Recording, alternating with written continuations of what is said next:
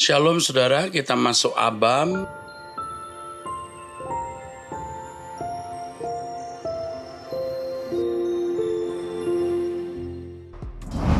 Dari Manado, wanita. Salam Pak, akhir-akhir ini saya dan suami saya bertengkar Pak. Hanya karena dalam urusan anak. Anak kami masih umur 7 bulan dan rewelnya minta ampun. Akhirnya saya kadang-kadang bawaannya capek. Malahan kadang sampai kesel-kesel sendiri, ngomel-ngomel. Namanya juga seorang ibu, anak pertama. Dan menurut saya dan semua ibu di seluruh dunia pasti atau gimana juga urusin anak yang masih baby. Dan saat itu saya minta bantuan sama suami dan dia seperti tidak suka dengan ngomelan saya, malahan saya dibilang gila, stres, psikopat seperti papa saya dan lain sebagainya. Bahkan pernah saya ditodong peso sama dia dan masih banyak lagi. Nah, di situ kami berdua adu mulut dan terakhir saya tanya ke dia, kenapa kalau mama kamu ngomel-ngomel di rumah karena kecapean urus rumah kamu, karena urus rumah kamu nggak marah atau bilang stres, gila, psikopat, persis yang selama ini kamu bilang ke saya. Berani enggak?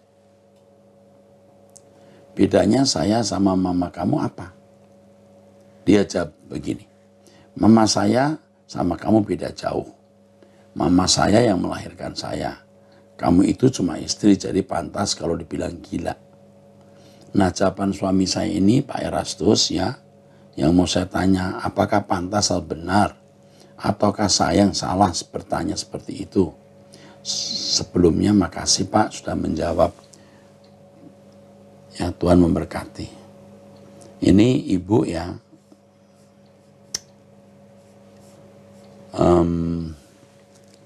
yang pertama, ibu tidak dewasa. Ibu kalau masih bersikap demikian, yang jadi korban anak, nanti ibu akan sangat menyesal. Kalau ibu, ini masih muda ya, kalau kamu mengakui aku bapak rohani, mentor, hamba Tuhan, pelayan Tuhan yang menjadi penyambung lidah Tuhan, saya nasihati kamu, kendalikan diri, kuasai diri. Jangan kesal-kesal dan ngomel-ngomel. Memang ini berat bagi kamu yang baru punya anak pertama. Tetapi itu harga yang harus dibayar sebagai ibu. Kalau kamu masih berbuat demikian, saya nggak kebayang anakmu yang umur 7 bulan itu jadi apa nanti. Ya, kamu kan nggak pernah mikir kalau tiba-tiba anakmu sakit. Atau lebih dari itu, kamu baru meratap. Jadi kamu memang tidak dewasa, kamu tidak matang, kamu tidak bisa mengendalikan diri. Sampai suami bilang kamu gila, stres, psikopat, dan lain-lain. Bahkan papa kamu dibawa-bawa. Sekarang kamu diam. Urusi anakmu seakan-akan kamu melayani Tuhan. Dan memang itu pelayanan. Bayangkan suatu hari anakmu jadi bupati, jadi gubernur, jadi menteri bahkan. Bayangkan anakmu nanti akan menjadi seorang yang berguna bagi nusa dan bangsa. Jadi hamba Tuhan, pendeta yang dipakai Tuhan. Atau anakmu jual narkoba. Ya, ini perempuan atau laki anaknya ini. Bayangkan kalau anakmu jadi PSK kalau perempuan. Menjual narkoba lalu dihukum mati. Atau jadi gembel di pinggir jalan atau jadi maling yang digebuki. Nah, rela kan? Coba bayangkan itu. Satu positif, satu negatif. Kamu tentu ingin anakmu jadi orang sukses. Jadi menteri, wali kota, gubernur, apa itu ya. Pendeta yang dipakai Tuhan, pengusaha yang sukses. Karenanya urusi anakmu dengan kasih demi masa depannya. Dan kalau anakmu nanti berguna bagi banyak orang, berguna bagi pekerjaan Tuhan, kamu akan mendapat upah di surga.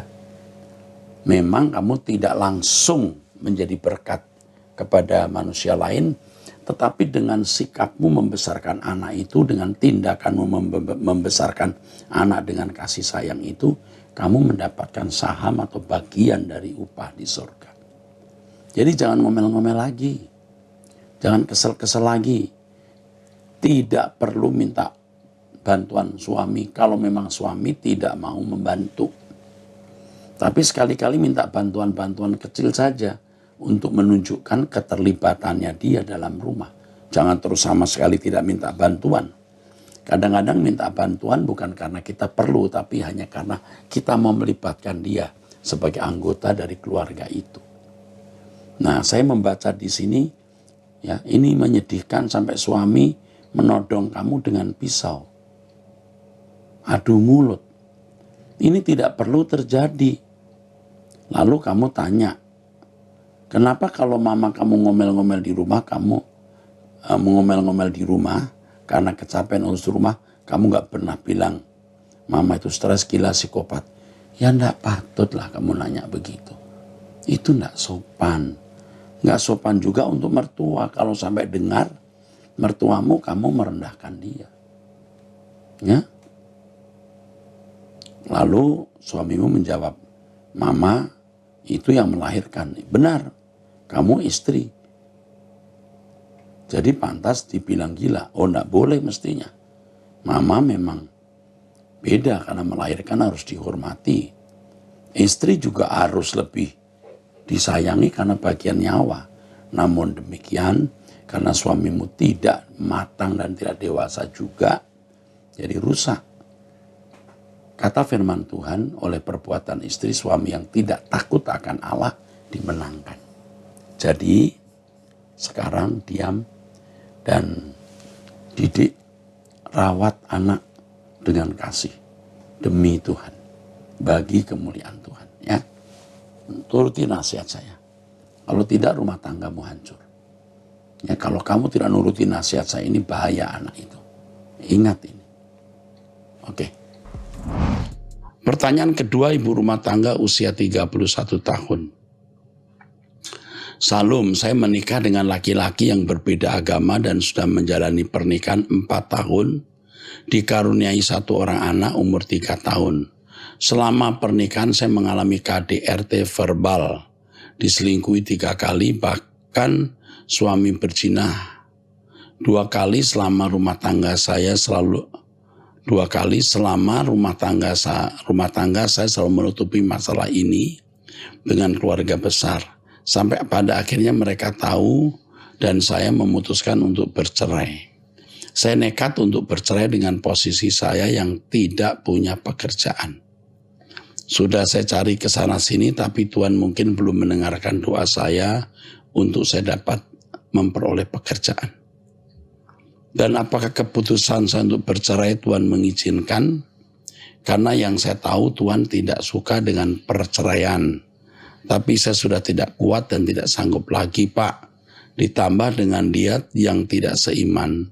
Apakah yang harus saya pertahankan? Dengan ada masalah ini, saya terkadang selintas punya pikiran, Tuhan akan meninggalkan saya. Saya takut. Hati saya selalu mencari-cari Tuhan. Saya takut ditinggalkan Tuhan karena banyak sekali dosa atau perbuatan saya selama ini. Saya tidak ingin menjadi domba tersesat lagi. Bahkan bagaimana caranya hati kita selalu dekat dengan Tuhan dan tidak akan ditinggalkan oleh Tuhan. Salam, terima kasih, sehat-sehat selalu Pak dan keluarga. Kamu sudah cerai dengan pria itu, ya sudah. Ya, pria ini yang pertama tidak seiman. Dia melakukan KDRT dan akan selalu melakukan KDRT. Dia sudah berkali-kali selingkuh. Ya, ini sudah kondisi akut. Sebaiknya kamu sekarang berjuang untuk mencari pekerjaan. Itu dulu. Tidak memikirkan pria itu, kamu lupakan saja pria ini. Jangan berpikir nikah lagi untuk sementara waktu. Yang kamu pikirkan mencari pekerjaan. Dan kau pegang ucapan saya. Kamu cari pekerjaan, kamu akan mendapatkan. Kamu pasti akan mendapatkan nafkah. Kamu pasti akan mendapatkan nafkah. Ya, oke. Jangan khawatir. Saya senang dengan apa yang kamu tulis. Kamu rindu menjadi anak Allah yang baik. Kamu tidak ditinggalkan oleh Tuhan dan Tuhan tidak pernah meninggalkan kamu. Sekarang kamu bertobat dari dosa dan perbuatanmu. Saya tidak tahu apa ini dosa dan perbuatan salahmu ini. Tapi akui dan jangan berbuat dosa lagi. Ini yang menutup pintu berkat. Kalau kamu masih berbuat dosa akan menutup pintu berkat.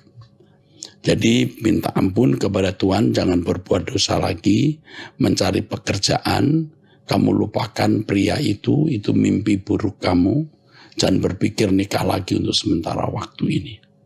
Lakukan nasihat saya, ikut doa bersama saya, ya, terus mendengarkan terus Truth ID, bertumbuh dalam iman dulu.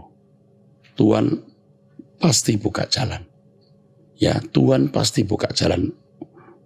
Pegang ucapan saya. Kalau kamu bertobat, kau minta ampun, tidak berbuat dosa lagi, kamu akan ditolong Tuhan. Segera ditolong. Oke. Wanita usia 50 tahun, suaminya usia 56 tahun, 2 anak laki-laki, sudah usia 25 tahun, sudah menikah, dan 20 tahun anaknya yang lain. Salam Pak Eras, anak-anak sangat sayang dan berbakti pada saya. Dari umur saya 7 tahun, saya sudah bekerja di butik membiayai sekolah saya sampai SMA. Untuk menggambarkan kemiskinan saya, waktu umur saya kira-kira 9 tahun, saya pernah mencuri sepotong roti tawar yang dioles mentega, atasnya ditaburi gula pasir. Waktu menikah kami suami istri tidak punya apa-apa, kami berdua bekerja keras. Kira-kira di umur saya 40 tahun barulah kami mulai sukses. Sebelum menikah dengan saya, suami adalah duda cerai dan saya seorang gadis. Informasi yang saya dapat, mantan suami itu seorang pesolek dan suka menjual perabot yang ada di rumahnya dan selingkuh juga. Suami menikah secara agama seberang mengikuti mantannya. Saya juga mengenalkannya dengan Yesus dan kami menikah secara pemberkatan tanpa pesta. Sepanjang pernikahan, suami adalah orang yang sangat egois dan arogan. Setiap marah selalu KDRT. Saya pernah ditampar, disundut rokok, ditendang dan lain-lain. Yang paling parah sampai pala bocor dijahit 5 jahitan. Selain kekerasan fisik, suami selalu berkata-kata kotor setiap marah. Meskipun saya bisa hidup sebagai wanita sosialita sekarang, tapi saya tidak pernah tertarik. Saya selalu hidup sederhana. Saya tidak suka shopping dan saya tidak suka bersolek. Sifat saya dan mantan suami terbalik. Sifat saya dan mantan suami terbalik. 180 derajat. Tapi suami tidak pernah mensyukuri saya. Suami tidak hanya menjolimi saya. Karyawannya pun semua mendapat perlakuan kasar kalau dia marah. Dan suami saya suka tidak adil memperlakukan karyawan, dikit-dikit potong gaji. Saya selalu mengganti secara diam-diam kalau ada karyawan yang kena potong gaji. Pernah suami beli buah 20.000 ditawar 10.000. Secara diam-diam saya selipkan 10.000 untuk tukang buah. Kami punya usaha masing-masing. Setiap marah suami selalu mengusir saya dan mengklaim semua harta yang punya dia. Padahal kami sama-sama bekerja dari tidak punya apa-apa. Sekarang anak-anak sudah dewasa, mereka sangat membenci papanya. Dengan anak-anak pun suami sangat kasar dan selalu mengusir, padahal anak-anak saya sangat baik. Selalu menurut saya dan anak-anak sangat menginginkan bapaknya mati karena mereka sangat sedih melihat saya dizolimi. Dan sekarang anak-anak berontak bila saya disakiti dan membuat suami saya sangat marah. Saya sangat takut karena anak-anak mengancam mau membuat atau membunuh. Suami selalu menentang hobi anak-anak. Anak-anak saya suka miara dogi, suami marah-marah. Anak miara burung merpati saya marah-marah juga. Padahal saya sudah bilang ke suami, daripada mereka narkoba dan hal-hal yang negatif, biarkan saja mereka piara pet, toh mereka tanggung jawab, tidak menyuruh bapaknya untuk merawat petnya atau anjingnya ya. Giliran suami piara burung, kesukaannya kami tidak pernah mengusik. Sebenarnya suami sekarang ini kesehatannya sudah banyak menurun. Dia adalah ada gula, dirt mungkin ya. Kejadian baru-baru ini sangat dilema buat saya. Belum lama ini anak-anak saya pakai mobil suami dan terjadi kecelakaan mengakibatkan mobil suami rusak di bemper belakang. Anak-anak sudah minta maaf tapi suami tidak bisa menerima. Dia sangat marah. Selama 3 hari 3 malam, puncaknya jam 1 malam dia ngamuk kita semua, dibangunin sambil teriak-teriak. Dia nggak bisa tidur, mobilnya ditabrakin sedangkan kami enak-enak tidur. Malam itu suami marah-marah, durasinya 4 jam non-stop. Saya sangat takut karena anak-anak sudah terpancing emosi ingin pukul bapaknya. Akhirnya anak-anak saya kunci di kamar dan saya berlutut menangis. Minta ampun sama suami padahal mobil ada asuransinya, bisa diklaim. Saya selalu bilang ke anak-anak apapun yang terjadi mereka tidak boleh memukul bapaknya. Tidak boleh balas kejahatan dengan kejahatan, harus balas dengan kebaikan. Anak-anak tidak mau dengar dan sekarang ini saya merasa dilema karena anak-anak diusir suami. Anak-anak sangat ingin pindah, tapi saya tidak bisa pisah sama anak-anak. Menurut Bapak saya harus bagaimana? Maaf Pak terlalu panjang. Aduh, masalah ibu berat ini. Suami ibu ini sewenang-wenang ini. Dan dia bisa tidak lama ini. Kondisi orang seperti ini bisa tidak lama. Yang paling saya prihatinkan juga, anak-anak ibu tidak boleh melawan orang tua. Biar orang tua salah, dia tidak boleh melawan, apalagi mau memukul, apalagi membunuh. Ya, tolong beritahu kepada anak-anak, kalau sayang mama jangan lakukan itu. Jadi kalau anak-anak harus pindah rumah, daripada ada hal-hal yang tidak patut terjadi, biar anak-anak pindah. Nanti ibu bisa perhatikan anak-anak dari jauh. Kalau anak masih bersama ayahnya ini bahaya. Lebih baik anak pindah saja. Ibu perhatikan dari jauh ya. Dan ibu tetap mendampingi suami, sabar. Nggak lama. Tuhan akan berbuat sesuatu kepada pria ini. Tunggu. Ibu perhatikan ucapan saya, tunggu. Saya tidak menyumpahi. Tapi pria seperti ini nggak lama. Ya, ibu tetap mengalah, mengampuni, memaafkan. Dan suami yang mengusir anak-anak, pindahkan saja anak-anak. Tapi ibu masih mendampingi suami dan ibu mengawasi anak dari jauh. Ajak anak-anak berbakti kepada Tuhan.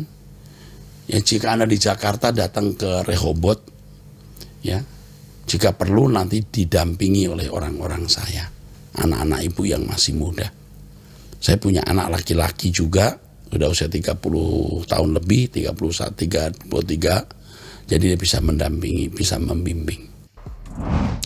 Dari pria, Pak, sudah 2 tahun saya mengikuti pengajaran Pak Eras dan banyak mengubah cara berpikir saya. Pak, saya punya pergumulan dengan istri saya yang temperamen, dominan, dia seringkali marah tanpa sebab, baik kepada saya, anak-anak maupun orang lain.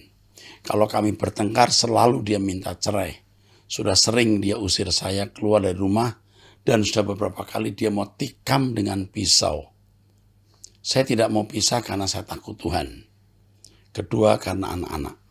Dulu sebelum menikah kami berdua hamba Tuhan di salah satu denominasi gereja.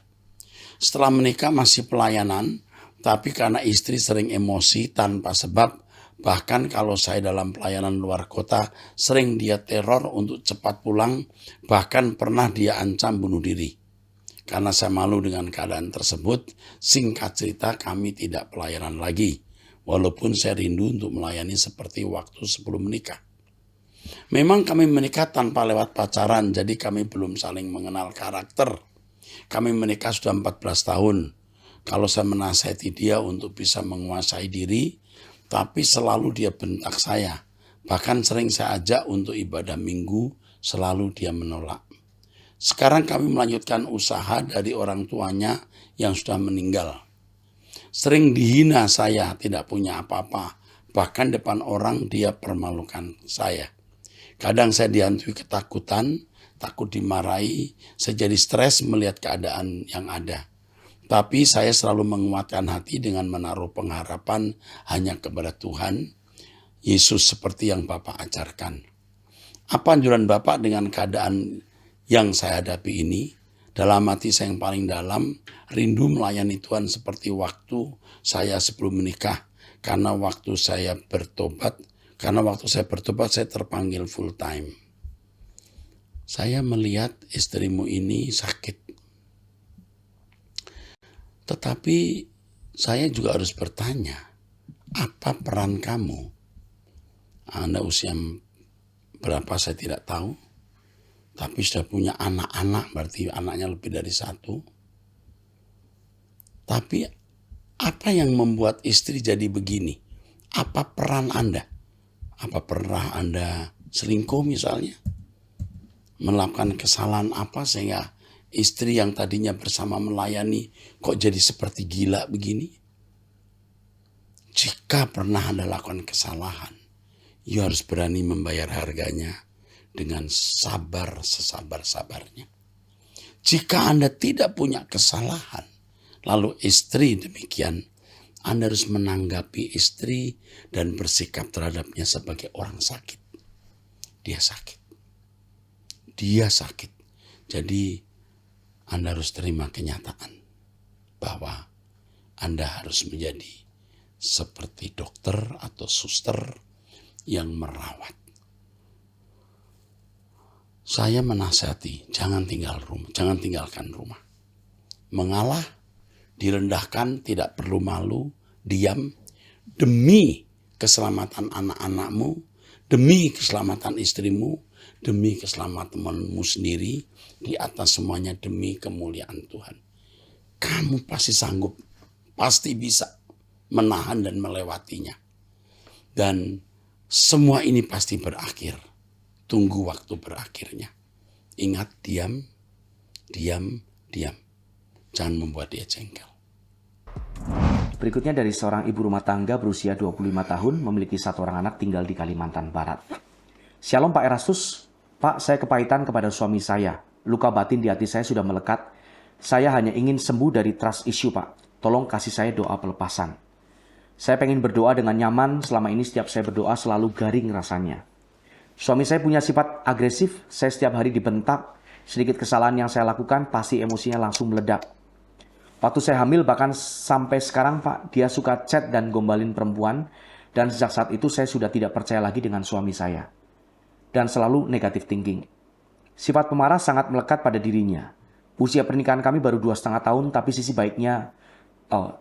baiknya dia masih ada perhatian dengan saya dan anak saya, dan masih bertanggung jawab menafkahi kami. Dan belum pernah melakukan KDRT karena saya hanya diam dan menangis jika dibentak. Mungkin kalau saya melawan pasti sudah terjadi KDRT. Oh iya Pak, saya pernah diancam ingin dibunuh, ditampar dan ditendang. Dengan sifatnya yang begitu saya merasa kalau suami saya tidak sayang sama saya. Saya pengen sembuh dari luka batin Pak. Sekian Pak Erastus yang terkasih, maafkan iman saya yang masih sangat newborn. Tuhan Yesus memberkati. Tuhan tidak diam. Kamu jangan usahakan cerai dan tinggalkan rumah itu. Karena kamu masih membutuhkan dukungannya. Kamu lihat bagaimana Tuhan akan bertindak. Kamu hidup suci, kamu rajin berdoa, kamu hidup dalam kebenaran. Bagaimana Tuhan akan merebut suamimu untuk kamu dan anakmu. Lakukan ini. Ya, doa pagi bersama saya. Dengarkan semua siaran Truth ID untuk mendewasakan kamu. Hidup ini singkat dan tragis. Kita bersiap-siap ke langit baru, bumi baru saja. Mengalah itu indah. Diam itu tajam.